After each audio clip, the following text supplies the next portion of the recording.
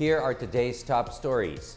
President Duterte signs into law the implementation of the national ID system. The Department of Labor and Employment prepares employment assistance for workers affected by the regularization issue at the PLDT. The Hungarian embassy announces the opening of scholarships for Filipino students hoping to study in Hungary. And players from Rain or Shine lead the Gilas Pilipinas pool to the Asian Games. Good day, I'm William Theo. Welcome to the PNA Newsroom.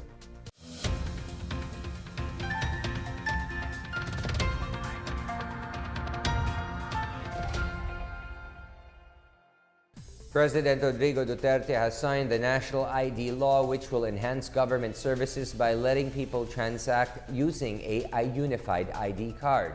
More on this from Rom Dulfo. President Rodrigo Duterte signed into law the Philippine Identification System Act, which seeks to integrate the various government IDs of all citizens and foreign residents in the country. The President affixed his signature on the same event. The Bangsamoro Organic Law, or BOL, was presented at the Malacanang Palace. At present, some of the government-issued IDs include the Unified Multipurpose ID, or UMID, issued to the members of the SSS and GSIS, PhilHealth, Tax Identification Number, or TIN, and the Pag-ibig Fund. The President appealed to support the National ID System, or PhilID, which also seeks to promote the efficient delivery of services and to lessen corruption and red tape in the government. The President also allayed fears peddled by some groups that the national ID would infringe privacy and personal data of law-abiding PhilID holders. The President said the Philippine Statistics Authority, or PSA, will work closely with various agencies to address all concerns pertaining to privacy and security. For the PNA Newsroom, I am Rom Dulfo.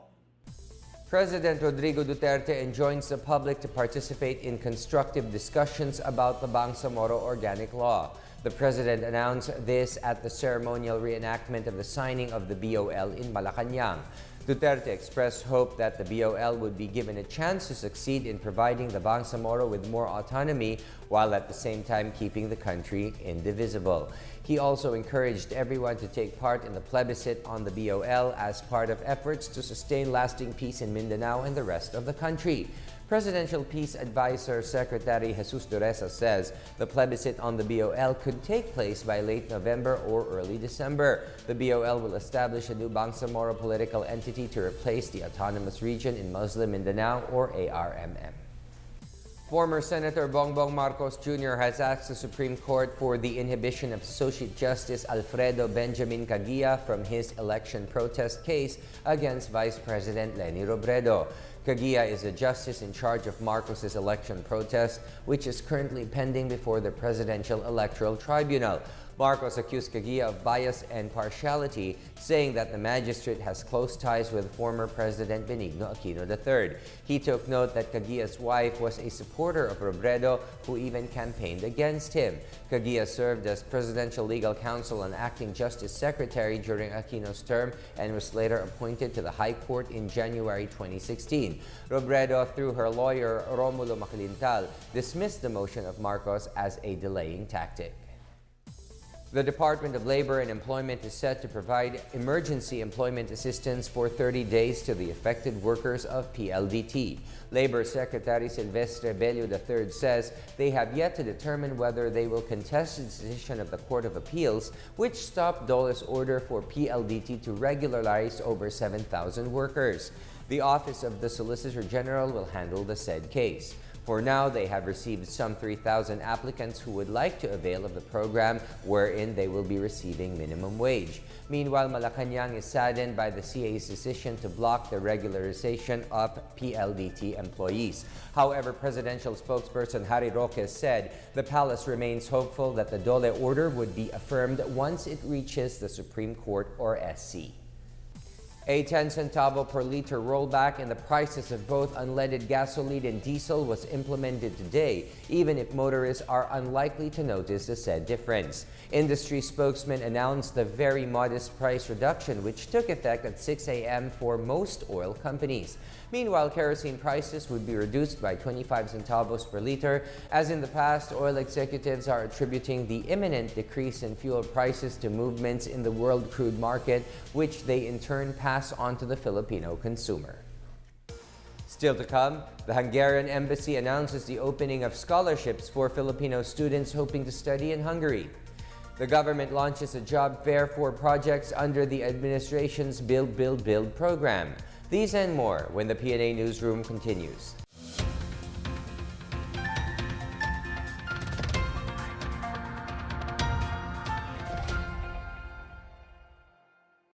Sa unti-unting pagbaba ng kaso ng iligal na droga sa Pilipinas, unti-unti ring nauubos ang estilo ng mga sindikato para maibenta ito. Kaya marami ang nag-iisip ng iba't ibang paraan kung paano maitutuloy ang masaklap na bisyong ito. Sino ang mag-aakala na ang simpleng panglinis ng bahay na maaaring iutos bilhin sa kalapit tindahan ay pwede palang magdulot ng pagkasira ng buhay? Isang sangkap na nakakalason ang nadiskubre ng PDEA na hinahalo sa mga droga bilang extenders ang bagong modus ng mga sindikato ngayon. Paano nga ba ito inaksyonan ng kinauukulan? Alamin natin kung paano ito napabagsak ng PDEA. Real cases, real people, real crime. Ito ang Real Stories PDEA Files. What's the nalaman? Sakyan!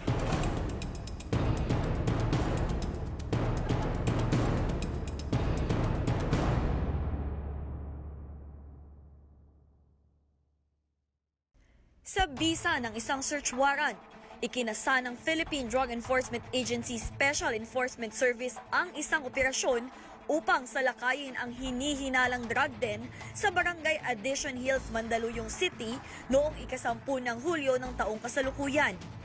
5 sospek ang naaresto, samantalang pakete ng mga hinihinalang shabu, mga drug paraphernalia, pera, isang sumpak, isang caliber 38 na baril, 11 bala at cellphone ang natagpuan sa loob ng drug den. Ang mga nakumpiskang droga ay dinala sa PDEA Laboratory Service at agad isinailalim sa masusing pagsusuri. Dito na napag-alaman na ang nakuhang shabu ay may halong oxalic acid. Kung makikita mo oxalic acid, ito isang cleaning or bleaching agent. Ito ay pantanggal ng stain at mga kalawang. At ito ay isang poisonous substance na in the long run, magkakaroon ka ng kidney failure and death. Kung matatandaan, ang oxalic acid ang naging sanhi ng pagkamatay ng 2 tao pagkatapos uminom ng milk tea na may halo ng nasabing lason sa Sampaloc, Maynila noong ika-9 ng Abril, 3 taon na ang nakakaraan. Ang nakakabahala pa rito, ang oxalic acid na ginagamit lamang na panglinis sa bahay ay siya palang ginagamit ngayon ng mga sindikato ng droga bilang extender o pamparami ng street shabu.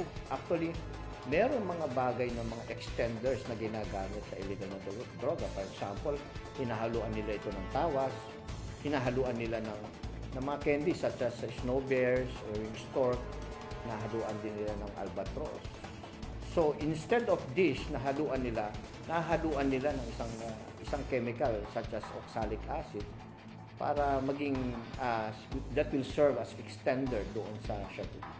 Sa nagpapatuloy na kampanya kontra iligal na droga, hindi titigil ang kasalukuyang administrasyon hanggang sa tuluyan ng magwakas ang krisis na ating kinakaharap.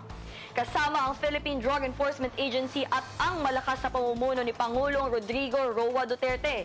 Hindi magtatagal, tuluyan ng lalaya sa pulbura ng iligal na droga ang mahal nating Pilipinas. Real cases, real people, real crime. Ako po si Micaela Guerra. At ito ang Real Stories PDEA Files. The Presidential Communications Operations Office.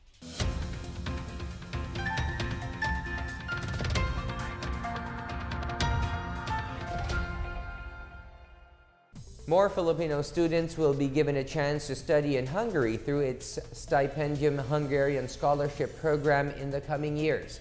Hungarian Ambassador to the Philippines, Joseph Benze, says 11 Philippine students will go to Hungary to learn the Hungarian universities, but there are plans to send 35 more students in another batch for free.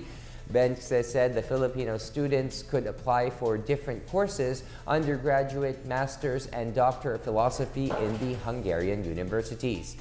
Bengsa said the Philippines and Hungary have signed several cooperation agreements, particularly in the field of trade and commerce, science, and education.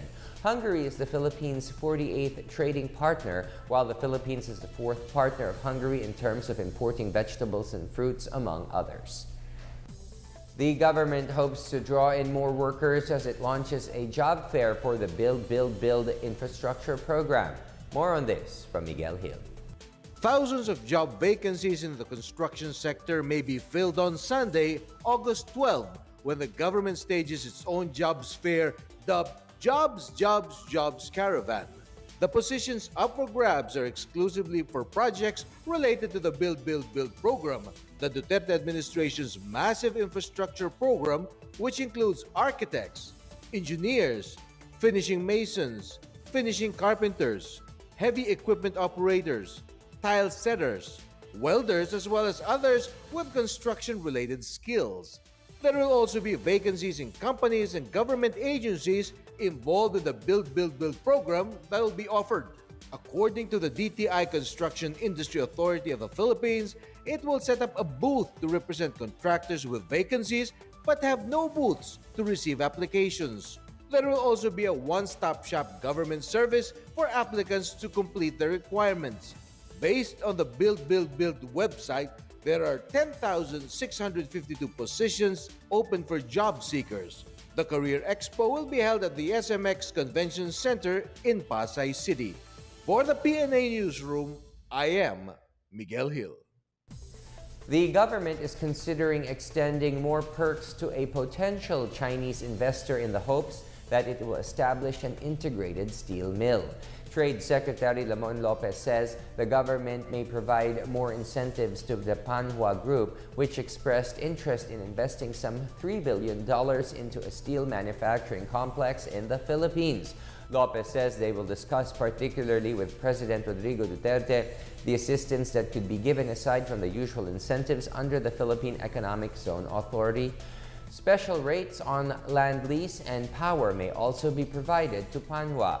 The DTI chief said the management of Panhua has already decided to put up a facility in the country, and the Philippine government is now only waiting to making it happen. The Chinese firm is looking to produce 10 product lines for various applications from its Philippine plant. The Negros Occidental Police Provincial Office has seized some 180 loose firearms from January to July of this year. These include over 100 confiscated in various police operations and 63 others surrendered by owners processing the renewal of their licenses. Senior Superintendent Rodolfo Castile, Police Provincial Director, indicated that some of the firearms were surrendered to the police as part of its campaign against unlicensed guns launched last month. Castile appeals to those who still possess unlicensed firearms to surrender their guns to the police first to avoid being the subject of search operations. The police has recorded over 11,000 unlicensed firearms in the province, while the licenses of nearly 11,000 others have already expired and are up for renewal. 31 houses were razed by a fire that hit a heavily populated area in Davao City on Monday morning.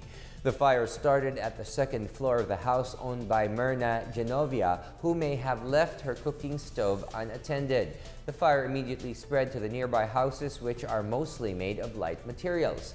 The fire damage amounted to some pesos worth of properties. There was no reported injury or casualty during the fire incident. On Sunday, a house was also razed by fire in San Vicente, Barangay Buhangin. The Davao City Police said the fire started at the altar of the house of Andres Lafuentes. No casualty was also recorded. Up next, the PNP prepares for the surrender of a police officer tagged as the leader of a kidnap for ransom syndicate. Players from Rain or Shine lead the Gilas Pilipinas pool to the Asian Games. The PNA Newsroom returns after these reminders.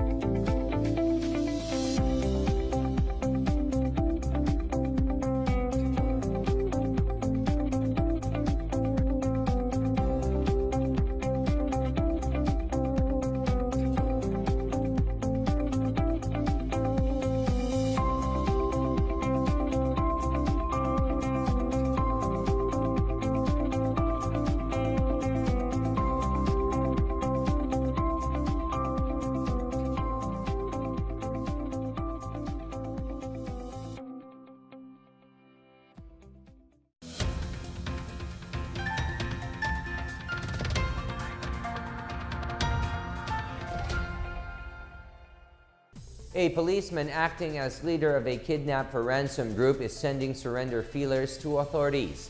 PNP Anti-Kidnapping Group Director Glenn Dumlao says they are coordinating with the Laguna Police for the surrender of PO1 Michael Ciervo, leader of the Ciervo criminal group. The group consists of Ciervo and his police classmates from different precincts. 2 of the rogue cops are at large while 1 was killed by the syndicate. Dumlao says the Ciervo criminal group is also involved in the recycling of confiscated drugs. Baguio City and the province of Benguet are now in the final stages of the preparation of the hosting of the Batang Pinoy 2018 National Championship from September 15 to 21. Baguio Sports and Recreation Division Head Gaudencio Gonzalez says the playing venue is now 80% ready to accommodate events and expected arrival of some 5,000 delegates from Luzon, Visayas, and Mindanao. There were 9 events where winners directly qualified for the championship, which include cycling, gymnastics, judo, futsal, Muay Thai, triathlon, weightlifting, wrestling, and wushu. Gonzalez said schools which can be used as playing venues and billeting will be determined by the Philippine Sports Commission or PSC. Benguet, which is co-hosting the event with the city, will also be the venue of 6 other events. Baguio City placed second in the 2015 Batang Pinoy Championship. In 2016, Baguio placed number 1, garnering 37 golds, 22 silvers, and 23 bronze medals. Key players of the Rain or Shine will make up the bulk of the national team lined up for the 2018 Asian Games. The Gilas Pilipinas team will be coached by current NLEX mentor Yeng Giao. Joining the pool are Maverick Ahamisi, Chris Q, Gabe Norwood, James Yap, Bo Belga, and Raymond Almazan.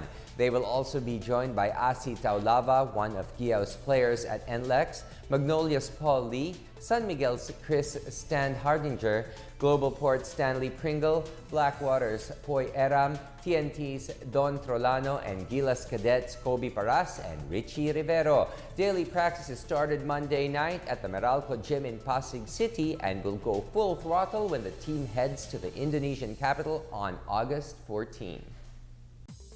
Coronadal City becomes the stage for the world's cultures in its second installment of its International Folklore Festival. Janice Cave has this report. Hundreds of local and international cultural performers are joining the second edition of the city's highly anticipated Fiesta Colon Datal International Folklore Festival set to open on Saturday, August 11. City Mayor Peter Miguel said the 8-day festivity will feature daily showcases of international and local cultures through dances, songs, and traditional instruments, as well as cultural exchanges.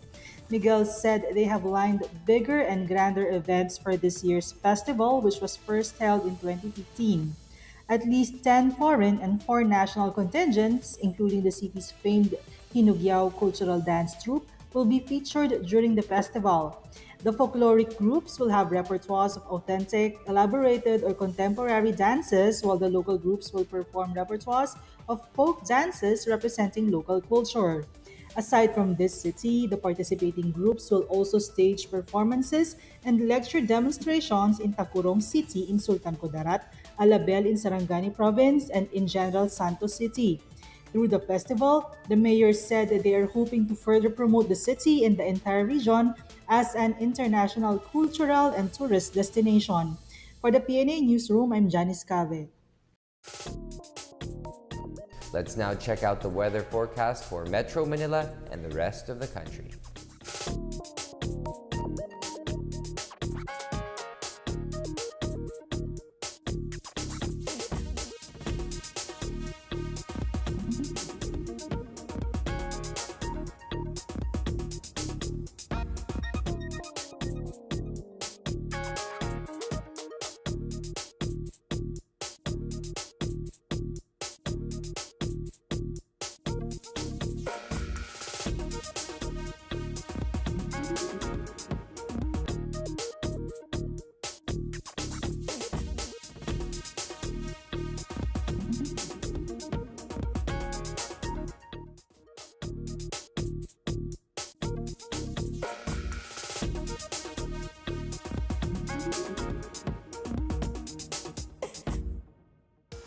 Let's take another look at today's top stories. President Duterte signs into law the implementation of the national ID system. The Department of Labor and Employment prepares employment assistance for workers affected by the regularization issue at PLDT. The Hungarian embassy announces the opening of scholarships for Filipino students hoping to study in Hungary. And players from Rain or Shine lead the Gilas Pilipinas pool to the Asian Games. Thank you for watching another edition of the PNA Newsroom. To check out these and other stories, visit the PNA website or follow the Philippine News Agency on Facebook and Twitter. For stories about the government and how it serves the Filipinos, look for these hashtags in all of our social media platforms and websites. And that's your daily dose of the latest news and information that you need to know. From the PNA Newsroom, I'm William Theo. Good day.